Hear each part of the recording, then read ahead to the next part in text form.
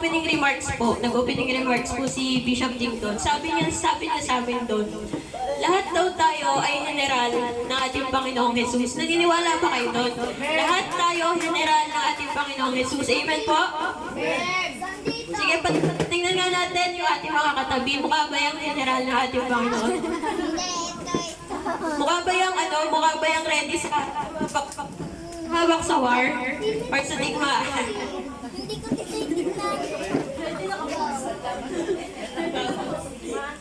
Kasi, ating mensahe ngayong umaga na to, pinamagatan po na worship even more because you're under attack. Ano po?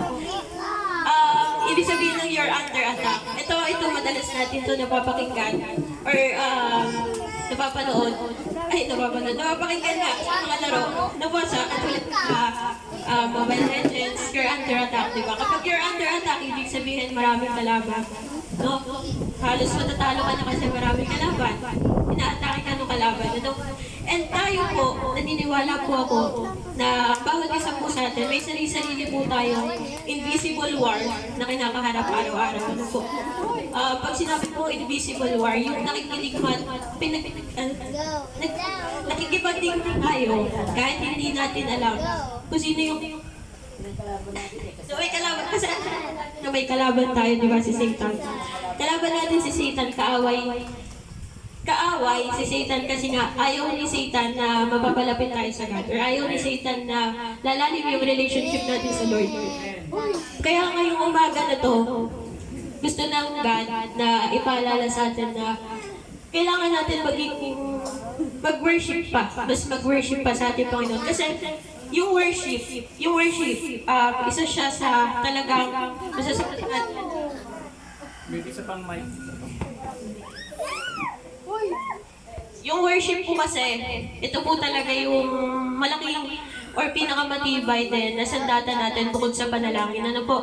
Kasi kapag nag-worship tayo sa Lord, nakikinig ka pa lang ng kanta, umaawit ka pa lang, nangangatal na si Satan, no? Hindi ka na niya lalapitan kasi alam niya na nasa presence ka na ng God. Ano po? Kaya ngayon po umaga po na to, kagaya nga po na sabi ko, lahat po tayo dito, general ng ating Panginoon. So lahat din po tayo dapat handa sa mga war na maaari natin kaharapin. Ano po kasi, meron tayo dito tatlong war lang po. Tatlong war na pwede natin kaharapin sa araw-araw ng buhay natin. First is the physical warfare. Ano po? Physical warfare. Ibig sabihin ito, for example, ayan, kagaya kanina maulan. Di ba yung katawan natin? Ano yan? Kapag maulan, antukin. Pag maulan, antukin tayo, di ba? Parang nakakatamad umalis. Ganyan. Pero, isa siya talaga sa, masasabi natin na hindrance din sa pagsunod sa God. Kasi, kapag ayaw yung katawan natin or kapag hindi natin kayang sumunod sa God physically, may hirapan tayong sumunod talaga sa ating Panginoon. Ano po, kaya nga sabi nga, paalala lagi ng leader natin na pahalagahan natin yung katawan natin. Kasi kung hindi healthy yung physical body natin, hindi rin tayo makapag-serve sa ating God. Ano po, kaya sabi dito, basahin po natin yung verse. Key verse po dito sa point number 1. Sabi sa Matthew 26 verse 41, sabi po dito, watch and pray that you enter not into temptation. The spirit indeed is willing, but the flesh is weak. Sige po, sabay-sabay po natin basahin sa Tagalog po.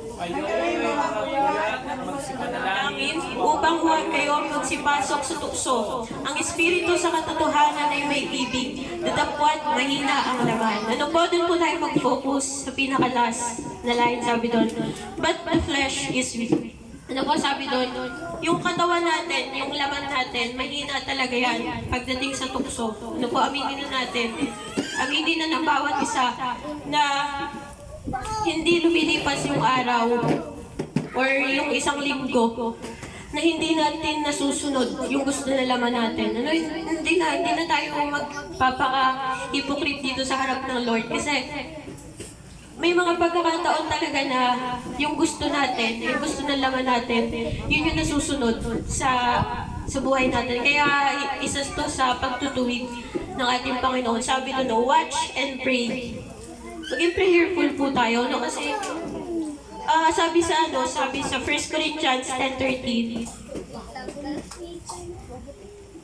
no temptation has overtaken you except what is common to mankind. And God is faithful. He will not let you be tempted beyond what you can bear. But when you are tempted, He will also provide a way so that you can endure it. Ano po, kapag natutukso tayo, or kapag nandun tayo sa punto na natatempt tayo gawin yung isang gawain na alam natin hindi nakakapagbigay ng glory sa God, sabi doon, meron din namang way ang binibigay sa atin, na binibigay sa atin ng Panginoon para makatakas tayo doon sa tukso. No, nasa sa atin na ngayon sabi nga lagi, nasa sa atin na kung tutulungan ba natin yung tukso na makapasok talaga sa puso natin o iiwasan natin doon, tatakbuhan palayo. Kaya, paalala po ng God sa bawat isa, kahit sa akin po na nagtuturo ngayong umaga na to, na hindi po talaga tayo exempted pagdating po dito sa physical warfare. Kasi po, for example, may gawain ng hapon or gabi. Tapos, pagod ka sa school, pagod ka sa trabaho. Tapos, pagdating mo nakatulog ka, or may iba kang gawain sa school. Pero alam mo na may gawain ng ganung oras, tapos yung katawan mo talagang, alam mo yung mabigat, gusto matulog. Pero ang gusto kasi ng Panginoon, ipaglaban natin yung paglalo ng mga gawain na yun. Ipaglaban natin siya. Ipaglaban natin siya kasi hindi siya natatakot na ipaglaban tayo. Hindi siya natatakot na mahalin tayo. Sino ba tayo sa harap ng Panginoon, di ba?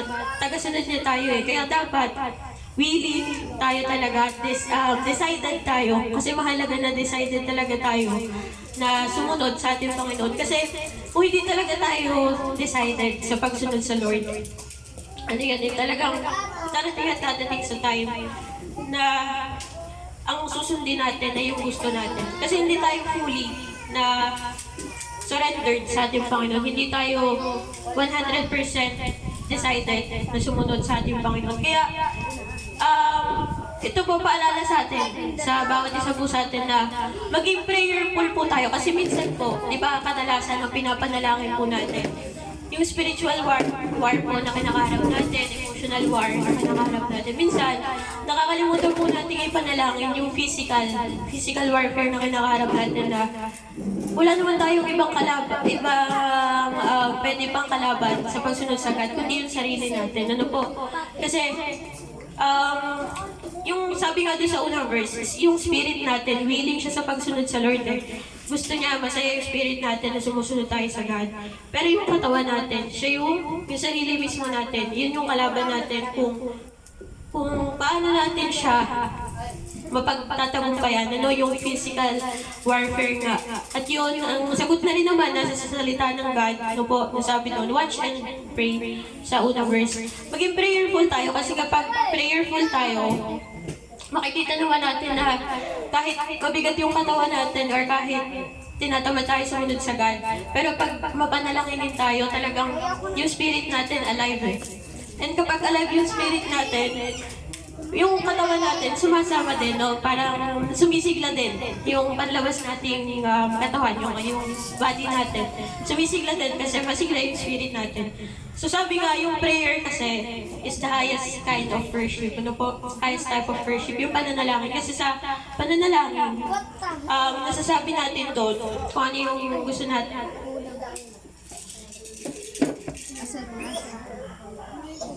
Ayun, sa pananalangin po, nasasabi natin sa God yung mga gusto natin or yung pinagdadaanan natin. At sa pamamagitan din ng panalangin, doon natin nakakatagpo ang God. Kasi si God, never naman po natin siya nakita, di ba po? Alam ko naman po, ng bawat isa dito, hindi naman makakapagsabi na, nakita ko ng God personal.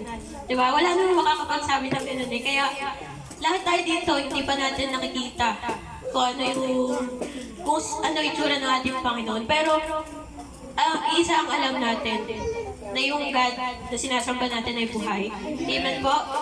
So, yun po yung isa po sa paalala sa atin ngayon na yung God natin buhay. Ano po?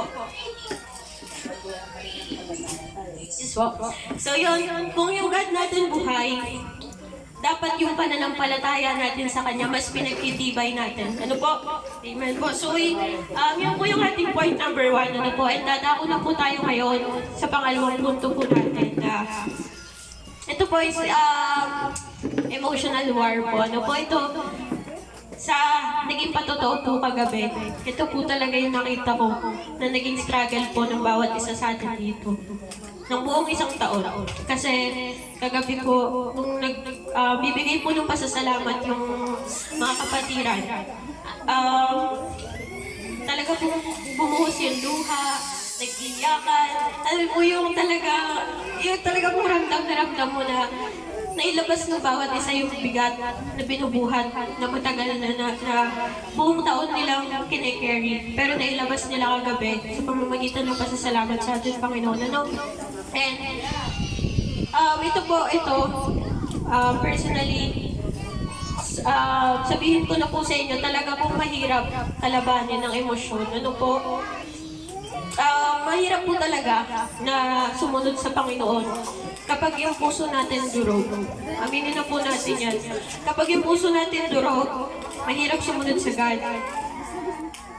Kapag yung emotions natin mataas, mahirap sumunod sa God. Ano po, kahit nga sa tao kapag mataas yung emosyon mo, mahirap makipag-usap sa tao kasi magkakameron lang kayo ng conflict. Kasi parehas mataas emosyon diba? So magkakameron lang ng away. So mahirap talaga, mahirap, aminin na natin. Labanan talaga, patatagan talaga pagdating sa emotional war. Ano po kasi, kapag emosyon na yung kalaban natin, talagang kapag yung puso mo hindi mapalagay, talagang buong katawan mo din talaga. Hindi mo mapapasunod talaga kasi yung emotions natin, yung emotions natin at yung isip natin, meron yung pagkakakonekta na kapag malungkot tayo, nagsasend siya ng signal sa brain natin na para hindi tayo gumawa ng mga different actions. Kasi nga, gusto lang ng isip natin magpahinga. Kasi nga malungkot tayo. Ano po? Kaya, paalala po ng God, ito po, apakaganda po nitong verse nito. Sabi sa John 16, verse 33, sabi dito. Sabi sa English, "These things I have spoken unto you, that in me you might have peace. In the world you shall have tribulation, but be good cheer, I have overcome the world." Ano po, pabasa po sa Tagalog, sabay-sabay po natin basahin. Ang mga bagay na ito ay sinasabi sa inyo upang kayo magkaroon sa akin ng kapayapaan. Sa sanlibutan mayroon kayong kapighatian, ngunit laksan ninyo ako at aking dinalingan sa libutan. Amen. Amen. Palakpakan po natin ang God dito. Ano po? Kasi dito sa verse na to, ang nagsasalita dito, mismo ang ating Panginoong Jesus. Ano po? Sabi niya dyan, "Ang mga bagay na ito ay sinalita ko sa inyo upang kayo'y magkaroon sa akin ng kapayapaan." Ito po. Ito, habang inaaral ko po itong mensahe na to, talaga po yung pagtutuwid po sa akin ng God sobra. Kasi po, dito sa verse na to, sabi doon, upang magkaroon daw tayo ng kapayapaan. Upang magkaroon kayo sa akin ng kapayapaan. Hindi sinabi ng Panginoong Jesus na sa tao natin hanapin yung kapayapaan. Sa tao natin hanapin yung kapahingahan. No? Hindi naman sinabi niya ni Jesus na hanapin mo sa partner mo yung kapayapaan. Di ba wala naman siya sinabing ganun? Sabi niya, hanapin or magkakaroon kayo sa akin ng kapayapaan. So, wala tayong ibang dapat lapitan sa panahon na nababagabag yung puso natin, kundi ang Panginoong Jesus. Ano po? Kasi sabi dyan, sa sanglibutang ito ay meron kayong kapighatian. Totoo naman Kasi di ba, habang nabubuhay tayo dito, na dumadaan tayo sa iba't ibang pagsubok, iba't ibang suffering, di ba? Iba't ibang pain, emotional pain, dumadaan tayo sa ganyan. Sabi doon, "Ngunit laksan nyo ang inyong loob, aking kinaigang sa libutan." Paalala ng God, laksan nyo ang inyong loob. Ibig sabihin, magpakatatag tayo. Ano po? Magpakatatag tayo sa pagsunod sa ating Panginoon. Kasi po, Sabi nga dyan, I have overcome the world, sabi ng Panginoong Jesus. Dinaig niya ng isang libutan eh. Bakit ka pa matatakot? Ba't ka pa matatakot na kaharapin yung emosyon mo? Eh, dinaig na ng Panginoong Jesus yung mundo. Di ba po? And sabi pa dito sa isang verse, sabi dito, sa Romans 12:12, sabi dito, rejoicing in hope, patient in tribulation, continuing instant in prayer. Sabi doon, mga galak sa pag-asa, pagmatiisin sa kapighatian, magmatiyagain sa panalangin. Ano po, maging matyaga daw tayo sa panalangin. Kasi alam ko naman yung bawat isa dito, tuloy-tuloy sa pananalangin. Ano, ang kulang lang talaga sa atin yung tiyaga. Yung tiyaga na hingin sa Panginoon. Kung ano talaga yung desire ng puso natin na nawa din na yung desire ng puso natin, yun din yung desire ng Panginoon para sa atin. Kasi kapag hindi magkatugma yung desire mo sa desire ng God, talaga mahirap yan, no? Kasi mahirap talaga kalabanin yung will ng God kaysa sa plano mo. Kasi matatalo ka lang. Matatalo lang po tayo kapag kinalaban natin yung plano ng God sa buhay natin. Ano po, tayo lang yung malulugi. Sabi nga sa, yung Batanggin mo, malulugi lang tayo. Kapag kinalaban natin yung plano ng God, or kinalaban natin mismo ang Panginoon. Ano po? Kaya sabi dyan, rejoicing in hope, patient in tribulation. Magmatiisin sa kapighatian. Ito, challenge to. Aminin natin, challenge to sa bawat isa. Maging matiisin. Ibig sabihin, maging, kapag nandiyan na yung problema, dapat ready tayo. No? Dapat prepared tayo. Emotionally prepared. Kasi kapag prepared tayo emotionally, madali sa atin mag-cope up sa isang problema. Ano po? Madali sa atin na malagpasan yung isang problema basta alam natin na yung kasama natin ng ating Panginoong Jesus. Kaya sabi dyan, rejoicing in hope, mga galak sa pag-asa. Kasi kahit naman nasa problema tayo, kahit naman nandun tayo sa kalagitnaan, suliranin natin, alam naman natin na hawak-hawak pa rin tayo ng Panginoon. No? Kaya wala tayong karapatan na mawala ng pag-asa kasi yung God natin, siya yung source ng hope natin. At siya yung may hawak sa atin, siya yung may akay sa atin. Bakit tayo mawawalan pa ng pag-asa? Eh kasama na natin siya. Diba? So, pagtutuwid po ito ng God sa bawat isa. Kasi nga po yung kagabi, masasabi po natin na 2024, mabigat na taon. Sabi nga ng mga karamihan sa atin, mabigat na taon daw ang 2024. And talaga, totoo naman po, napakarami po nangyari sa taong ito. Pero ito po, itong darating pong panibagong taon, ilang araw na lang po lilipas. Ito po paalala ng Panginoon sa Psalm 77 verse 11 to 12. Basta nga po. Babanggitin ko ang Sige po, sabay-sabay. babanggitin ko ang mga kagawa ng Panginoon sa pagkatalahan ko ang mga kapagpapagatan mo. Bubuhayin natin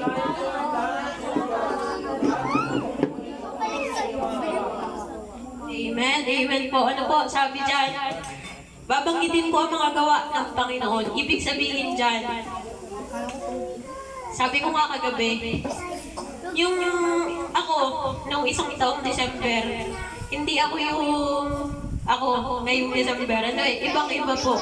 Yung ako nung isang taon sa ako ngayon, ano po. And nawa po ang bawat isa ganun din. Makita din po natin kung paano tayo binago at unti-unting binabago ng Panginoon habang lumilipas yung taon. Ano po, and sabi dyan, sabi doon, babanggitin ko ang mga gawa ng Panginoon.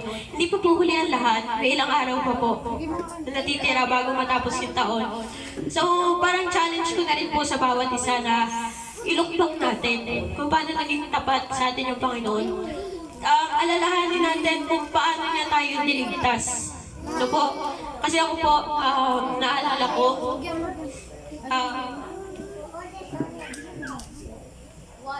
yun po, alala ko, nung ako po ay sinave na ating Panginoong Jesus. Ako po ay nasa kalagitnaan po noon na pagkawala ng tatay ko. Ano po, tapos, problema sa school, bagsak yung grade, ganyan, ang dami, patong-patong. And dati, alam ko na pinili na ako ng Lord eh. Bata pa ako, maliit pa ako noon. Si Pastor Aris yung una ko nakilala doon sa si Ninang Beng pala. Siya yung una ko nung nakilala doon na nag-akay sa akin doon sa church kasi nakilala ko si Pastor Aris. Ano po? And nung time na yon, bata pa ako, grade 5, grade 6. So parang, okay, sige, sisimba. Ganyan, sasama sa inay. Sige. Tapos, hindi ko alam kung ano talaga kung paano sumunod sa God. So wala akong ginagawa na kapag nag-worship, natayo lang ako, nakanta yun lang. Tapos makikinig. Tapos pagkatapos kakain, uuwi. Ganun po ako noon eh. Ganun po yung gawain ko dati. Pero ito po, nung ginatagpo po ako ulit ng God, doon nga po ang panahon na nasa kalagitnaan po ako ng pagsubok, nasa kalagitnaan po ako ng kawalan. Kinatagpo po ulit ako ng Panginoon.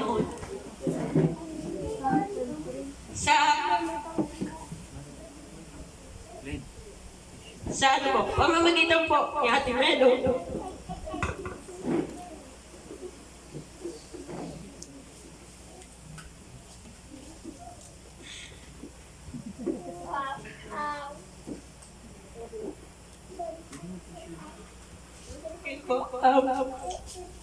Kasi po, sabi ko nga po, sa mga panahon po na yun, lumbay po talaga.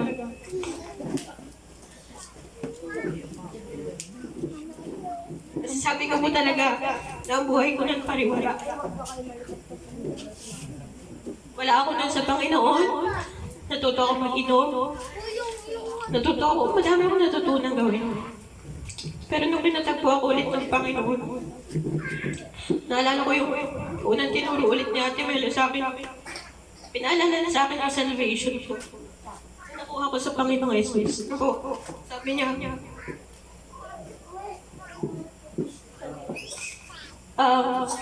tanong niya sa akin noon, kapag tinanong ano Panginoong Jesus, nasa langit ka na, bakit ka dapat papasokan sa langit? Nakalimutan ko na po yung sagot. Kasi, bata po ako, alam ko po yung sa ulo ko pa po yun na yung dapat isagot.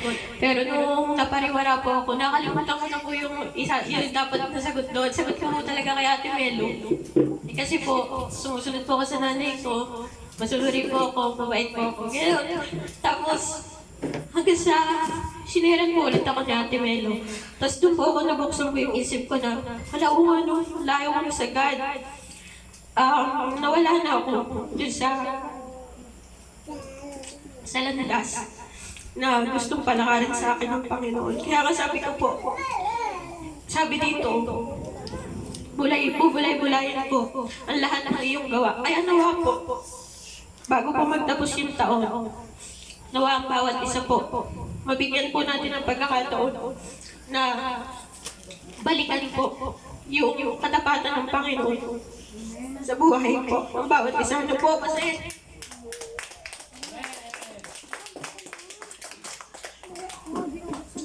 po, alam ko po na ang bawat isa dito, by the grace of God, unti-unti po binabago. Ano po?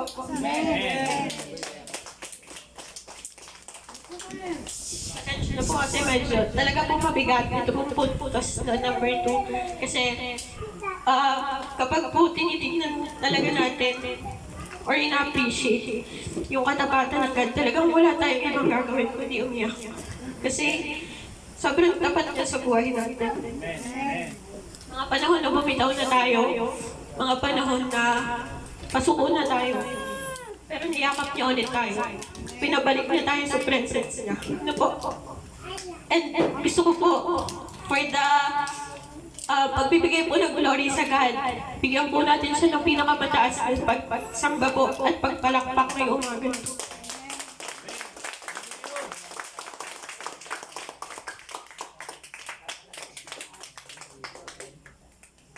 Ayun po, so,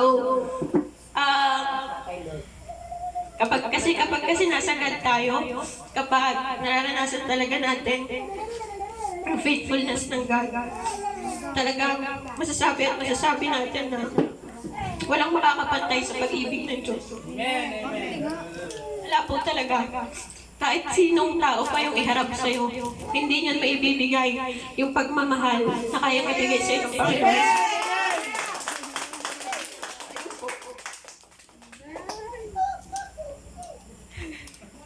Ayun po, talaga pong makapagbagdamdamin po ito pong katapatan po ng Panginoon sa buhay po natin kasi talaga sobrang pagmamahal na sa atin na kahit talikuran natin siya, gumagamit siya ng tao para mapabalik tayo sa kanya. Ano po? So yun po, yun ang paalala sa atin ng God ngayong pong umaga na to ngayon pa lang, hindi pa natatapos tong taon na to. Pero maging grateful na tayo at maging thankful na tayo na hanggang ngayon mahal ka pa rin ng Panginoon. Ito po. Hanggang ngayon, kinakapitan ka pa rin ng Panginoon. Hindi ka niya binibitawan, bumibitaw ka na. Hindi ka pa rin binibitawan ng God. So, kaya, maging thankful tayo sa Kanya ngayong umaga na to. Kaya nga sabi ko po, nung nakaraang prayer yun. Sabi ko, itong gawain na to, hindi lang to basta year-end party. Isa din siyang Thanksgiving party para sa ating nag-iisang Panginoong Jesus, sa ating God. Ano po? Ngayon yung pagkakataon, dahil ito na rin po yung last Sunday service ngayong taon at last preaching po ngayong taon. Gusto ko po, bago po, bigyan ko po kayo ilang minuto. 3 minutes. Bigyan ko po kayo 3 minutes. I-look back po natin. Lahat po tayo pumikit. Look back or tingnan po natin muli kung gaano po naging katapat yung Panginoon sa buhay mo nung nagdaang isang taon.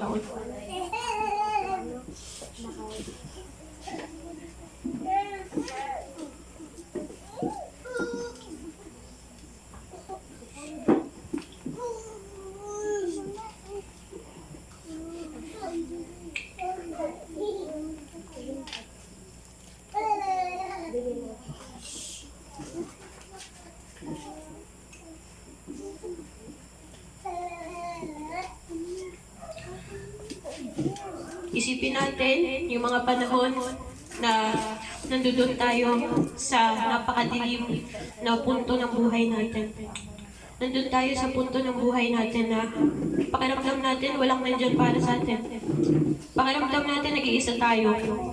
Isipin natin yung mga panahon na may tao na kinuha ang Panginoon sa buhay natin. Isipin natin yung mga panahon na akala natin hindi na matatapos yung problema. Wala nang katapusan yung kinakaharap nating pagsubok.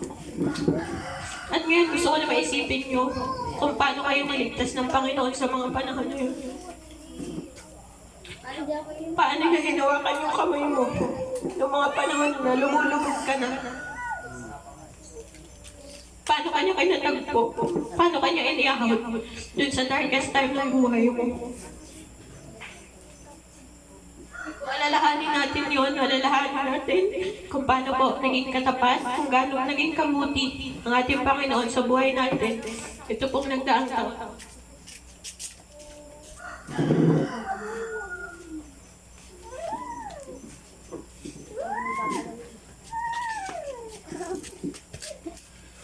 Sige po, pwede na po tayo magmulat. Tatawa ko kasi lahat dito. Kita-kita ko, mga basa yung mga mata nyo. Bakit ganyan? Bakit basa na mga mata ng bawat isa? Kasi nga, tapat ang Diyos. No, yun yung sagot doon. Kaya ako, umiyak kayo.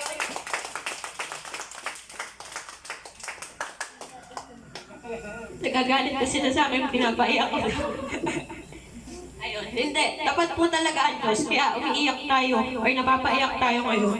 Kasi, kapag tinitingnan natin, kasi yun yung nalilimutan natin na sa buong taon, lalo na tuwing New Year, parang ang mga tao kasi excited sa kung ano yung magiging ganap sa bagong taon. Pero nakakalimutan natin na i-appreciate yung katapatan ng God. Kasi hindi ka naman hindi mo naman mapapagtagumpayan mo isang taon kung hindi mo kasama ang Panginoon. Ano po? Kaya, ayun, maaari din natin ito gawin sa New Year's Eve, December 31, na alalahanin natin na yung katapatan ng God sa buhay natin. Ano po, alalahanin natin kung paano niya tayo inibig, kung paano niya tayo pinili, at kung paano niya tayo patuloy na minamahal kahit patuloy tayong nagkakasala sa harapan niya. Ano po? And, sige po, nauna na tayo sa pangatlong punto po. Ano po? Sa pangatlong punto po, spiritual warfare. Ito, isa po ito sa challenging. Pinaka-challenging. Sabi ng isang kaibigan, sabi niya sa akin, alam mo, pinakamahirap na battle na kinaharap ko, spiritual war. Sabi ko, bakit? Sabi niya, kasi nung mga panahon na bumitaw ako sa Panginoon, talagang doon daw siya nadaya ng kaaway. No, doon daw siya talaga natalo ng kaaway kasi bumitaw siya sa God. And yun po yung hindi po natin gugustuhin ngayong umaga na to. Kasi sabi ko nga po, challenging yung spiritual warfare. I mean yung emotional warfare, kanina challenging siya.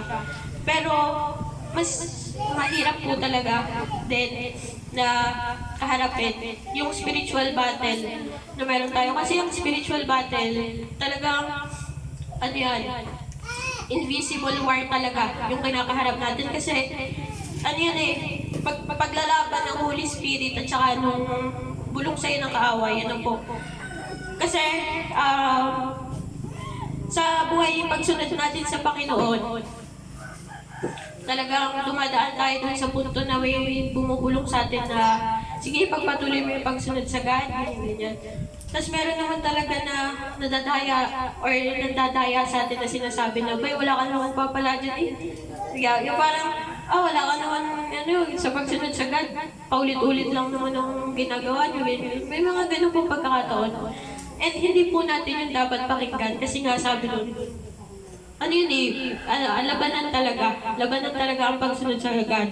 Sabi nga, papusuan yan pagsunod sa God, papusuan. Kasi kapag kinakaharap na natin yung war, spiritual war, dyan na tayo talaga nasusubok yung faith. Totoo nga ba yung faith mo sa God? Sa mga panahon nga ba na may bumubulong sa'yo ng mga negative, may paglalaban mo pa rin ba yung pagsunod mo sa God? Ano po, kaya challenge po ito sa bawat isa. Kaya sabi doon sa verse natin, sabi sa Ephesians 6 verse 11 to 17, magbihis nga kayo ng buong kagayakan ng Diyos upang kayo magsitibay laban sa mga lalang ng Diablo. Verse 12, sapagkat ang ating pagkikibaka ay hindi laban sa laman at dugo, kundi laban sa mga pamunuan, laban sa mga kapangyarihan, laban sa mga mamamahala ng kadilimang ito sa sanlibutan, laban sa mga ukol sa espiritu ng kasamaan, sa mga ukol sa espiritu ng kasamaan, sa mga dakong kaitaasan. Verse 13, dahil dito magsikuha kayo ng buong kagayakan ng Diyos upang kayo'y makatagal sa araw ng masama. At kung magawa ang lahat ay magsitibay.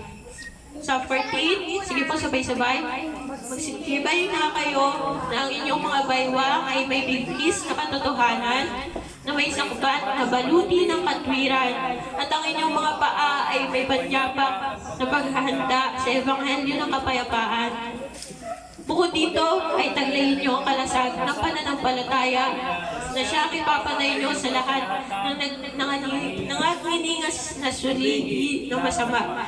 At magsikuha rin naman kayo ng turbante ng kaligtasan at ng tabak ng Espiritu na siya ang salita ng Diyos. Ito pong verses na to, dyan po natin makikita yung sandata na pwede natin gamitin kapag sumasabak tayo sa spiritual battle natin. Ano po? Ang dami niya noon, dami sinabi ng God dyan. Kung ano yung pwede natin gawin sandata sa pagpakikidigma natin. Sabi ko nga kanina, di ba, general kayo. General tayo ng Panginoon. So, di ba ang general, kapag sumasabak sa war yung mga ganyan, nagte-training talaga sila, gumagawa sila talaga ng mga baluti, yung mga shield, ginagawa nila, or nagpe-prepare talaga sila sa isang war. And sabi ko nga, yung war na kinakaharap natin, invisible war yan, hindi natin yun nakikita. And dahil invisible war nga yan, kailangan maging prepared tayo. Suotin natin yung kagayakan or yung kagayakan ng Panginoon, ng Diyos po. Ano po na sinasabi dyan? Yun po yung mga nakakaps lock. Pabalik nga doon sa isang verse. Yung una nating dapat isuot doon, sabi, bigkis ng katotohanan, baluting katwiran, ebanghelyo ng kapayapaan, kalasag ng pananampalataya, turbante ng kaligtasan, at yung pinakamahalaga, yung tabak ng Espiritu na siya, na yun ay mga salita ng ating Panginoon. Ano po, yun yung pinakamahalaga talaga na dapat talaga meditate natin yung word niya. Kasi yun yung panangga natin, yun yung magiging kapitan natin sa pagsunod natin, pagtigma natin sa ating spiritual na buhay. Ano po? And sabi pa sa Ephesians 6 verse 17. Sige po, dyan na po tayo. Sabi po dyan, kailangan maging ready tayo kasi nga, sabi ko, kapag yung spiritual na yung yung spiritual war na, yung kinakaharap natin, talaga pong mas challenge yung faith natin. Ano kaya, sabi sa sa 1 John 4:4, sabi dyan, last verse natin, sabi sa 1 John 4:4, kayo'y sa Diyos, mumunti kong mga anak, at inyong dinaig sila, sapagkat lalong dakila siya ang nasa inyo kaysa sa nasa sanlibutan. Palakpakan natin ang God. Ano po? Sinasabi dyan, mas dakila daw yung Diyos natin kaysa sa Diyos ng sanlibutan. May sino nga ga ang Diyos ng sanlibutan? Diba si Satan? Eh, hindi naman natin nagugustuhin na sumunod kay Satan, diba? Kaya sabi dyan, dinaig na ating God, dinaig na niya yung sanlibutan. Kaya siya yung pinakadakila sa lahat. Ano po? And siya yung Diyos natin. Maging grateful naman po tayo na yung Diyos na meron tayo ay yung Diyos na pinaka-powerful sa lahat. Ano po? Maging grateful tayo na yung sinusunod nating Diyos ay yung Diyos na pinakadakila sa lahat. Ano po? Kaya, sabi ko nga po, ang spiritual warfare mahirap kaharapin or kalabanin.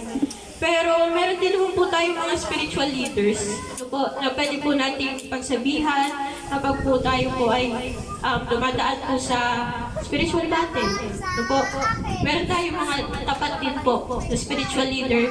And ngayon po gusto ko po i-acknowledge po yung spiritual leader po natin dahil last preaching na nga po to, last Sunday service.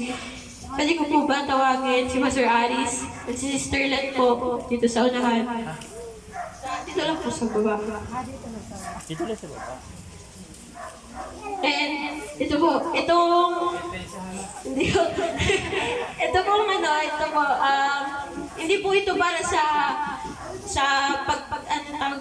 para sila yung tingnan natin or i-worship natin ngayon, kundi ito po parang appreciation lamang po sa kanilang dalawa na pasasalamat po sa Ganito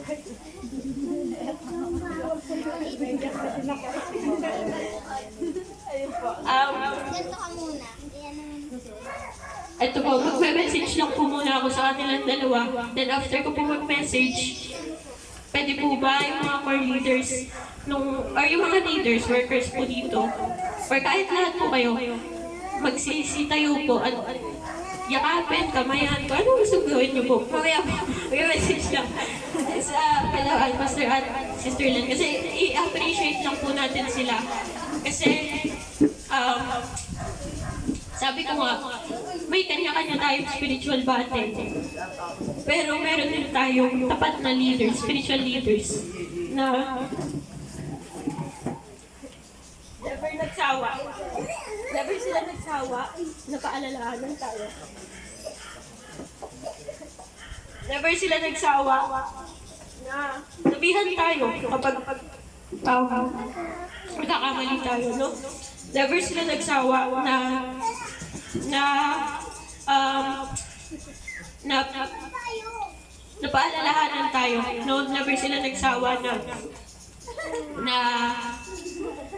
na bigyan tayo ng mga verses, Bible verses. No, kahit minsan hindi na natin tinatanggap. Pero andyan sila na nagpapaalala, andyan sila gumagabay.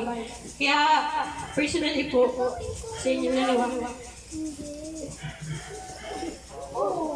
Salamat po. Ano po, salamat salamat po sa God sa buhay ng dalawa. Kasi kayo po yung tinalaga po dito na leader po sa Santon. Kasi kung sa ibang leader siguro baka hindi na nila talaga alam yung gagawin. Kasi ang hirap po talaga yung aminin na po natin. Mahirap po magdala ng kaluluwa dito. Pero nagpapasalamat po ako sa inyo, sa inyong dalawa po na nandun po yung pagtitiis nyo, pagtatsagaan nyo po kahit sa amin po na mga matatagal na pero matitigas pa rin ulo. So, salamat lang po sa lahat ng pagtitiis, pagtsagayan mo. Po.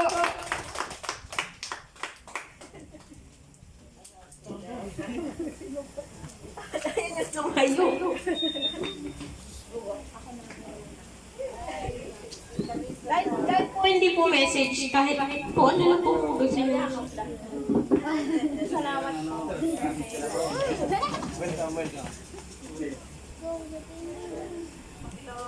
Hindi lahat? Ano? Hindi lahat?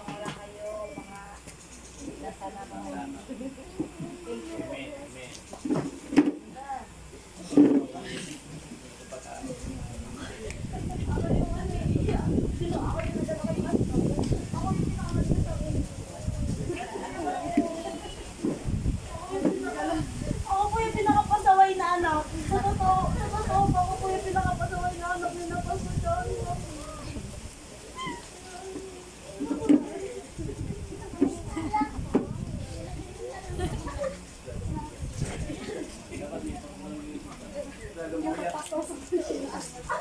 Para pasto sa appreciation ni Jay.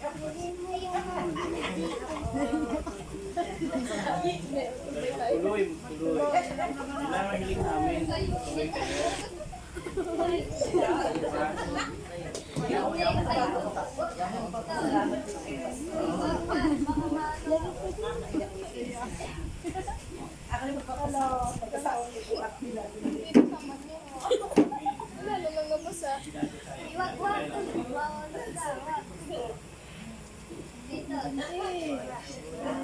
Thank you. Salamat po. Salamat po sa kanila. Kaya nga kahit nasaan siya, naroon ako, hindi ako bumibitaw. Dahil kay Pastor, agaw lang ay atulan ng Pastor. Salamat din kay Tita. Sa inyo yan. Hindi naman sa akin, very nice. Salamat din po sa Lord. Saka kay Pastor ko, Sister Len. Kasi hindi ko mararating dito. Pagdating ko sa ating Panginoon, hindi ko makikilala kundi sa kanila. Noong una ako ay nakakilala sa Lord pero nawala ako, lumayo ako, nag-asawa ako, talaga pa ako. Kaso mag-asawa ako sila ang aking natagpuan para madala ko sa Panginoon. Nagpapasalamat naman ako sa mag-asawa ari dahil napakabuti at ang napapagtiisan nila ang lahat ng mga nararanasan sa mga katigasan ng ulo ng mga kapatiran. Kahit kami ng mga matatanda, minsan kami ay nakakasunod nila. Yun, nakaka-absent kami minsan sa pagsimba dahil meron nabibisi sa gawat. Pero nauunawaan naman nila kami. Kaya yun, sa buhay nila. Pastor. Salamat din. Salamat. At saka yung mga pinagkaloob sa amin ni Lord, hindi namin natatanggap, hindi kami nila minulat at itinuloy yung salamat po. Ay mga kapatiran ng aking anak. Maraming salamat sa inyo. Alam ko na ang aking anak ay talagang napakalapit sa Panginoon Diyos. Basta ako may nararamdaman sa aking sarili, yun ay nariyan sa tabi ko. Lagi niya akong binibisita sa aking higaan. Doon ako natukan sa dami ng aking anak. Kasi napakalapit sa akin. Inaano ba? Mama kita pinayaw. Siya ang laging nariyan sa tabi ko. Minsan nga ako'y napapaiyak. Bakit ako'y nakain? Ako'y nag-iisa. Napakarami ko man din anak. Ay bakit ako'y nag-iisang nakain? Ang gusto ko may nakakasalo. Kahit isa o kahit dalawa kong anak ang nakasalo ko. Pero kaya ako'y naiiyak pag ako'y nakain, ako'y nag-iisa. Kaya yun ang aking pasalamat sa Panginoon. At sila ay aking naitaguyod sa siyang kong anak. Siya mga anak, ang aking si Ares ay papito na anak ko. Ako may anak na lay minister. Ako may anak, dalawa silang bunagin na anak ko, yung ang bunso na babae. Meron akong manugang na iba rin na relihiyon. Kaya sabi ko, basta tayo lahat ay malapit sa Panginoon. Huwag kayong ibagal sa Panginoon.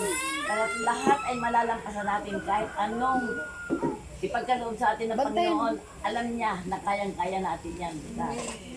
Kayang-kaya natin yan. Ngayon ay Christmas party ng aming senior. Sabi ng aking isang anak na senior, Inay, magayat na kayo? Hindi. Ako'y may pupuntang iba. Isang punta nyo. Kasama ko na yun, si Aris. Ha? Galagalaan mo tong kay. Ay bakit kakoy? Yan mas gusto mo yun. Napupunta sa ako ng aking anak na makilala ko ang mga kapatiran ng aking anak. Kaya ako'y narito ngayon. Pero meron akong dapat kasayahang puntahan. Dito ako nagpunta.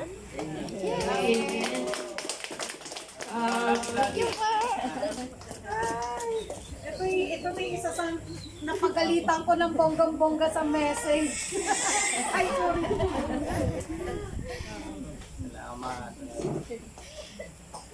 Kala ko magtatampo na ito eh. Napagalitan ko na. Basta sinabi niya sa akin. Doon pa ko napamani. Mas tumas. Ang Lord ang bahala Hanggang sa sa Santos. Ayun. Sa mga kabataan ko Yun po, tingnan ako dito yung naka-ano naman ako. Nasa yung hindi naman daw yung sinasadya. Naka-copy. Hindi ba yun? Pero may sabi magsasawan ka kay Pastor. Iiba ako ulit. Iyo. Ay, sabi yung mama. Mahal ko kayo magkakapatid ah.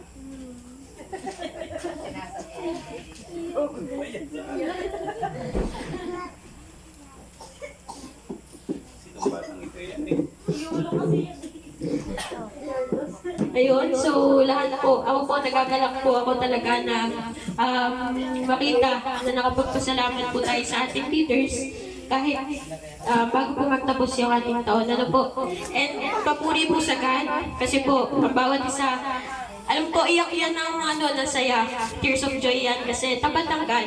And inaasahan po natin at inaasahan po ng mga leaders natin at